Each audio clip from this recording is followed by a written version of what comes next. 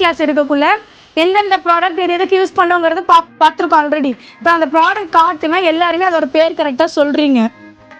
இந்த அப்ளிகேஷன் நம்ம எதுக்கு இது யூஸ் பண்ணுறோம்? Hair mousse. இதுக்கு நம்ம எதுக்கெல்லாம் இது யூஸ் பண்ணுறோம்?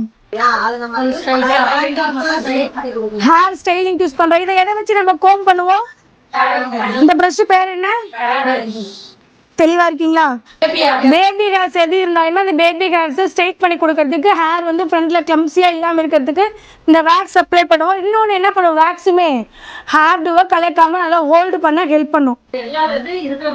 இல்யூஷன் கிரியேட் பண்ணி யூஸ் பண்றோம். இது பேர் என்ன? Hair fibre. இது வந்து முடிய ஹோல்டு பண்ணிக்குமா? ஏதாவது பண்ணுமா? இதோட வேலை ஏதாவது இருக்கா?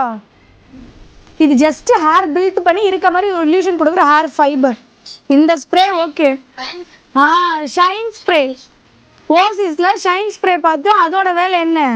ஹோல்டு பண்ணிக்குமா ஹேரை? ஷைன் ஸ்ப்ரே எதுவுமே பண்ணாது. மேலே வந்து நல்லா ஷைனிங்காக கிளம்ஸினஸ் இல்லாமல் நல்லா நீட்டாக வச்சுக்க மட்டும் தான் அதை ஹெல்ப் பண்ணும். நம்ம பேக் கோமிங் ஏதாவது தப்பாக பண்ணிட்டோம்னா ஷைன் ஸ்ப்ரே அடித்தோம்னா அந்த பேக் கோம் ரிலீஸ் பண்ணி கொடுக்கும் நமக்கு. இது என்ன பண்ணும்? ஹோல்டு பண்ணி வச்சுப்போம். ஏதாவது டவுட் இருக்கா? இது தெளிவாக இருந்தீங்கன்னா மட்டும்தான் உங்களால் ஹேர் வந்து ப்ராப்பராக பண்ண முடியும்.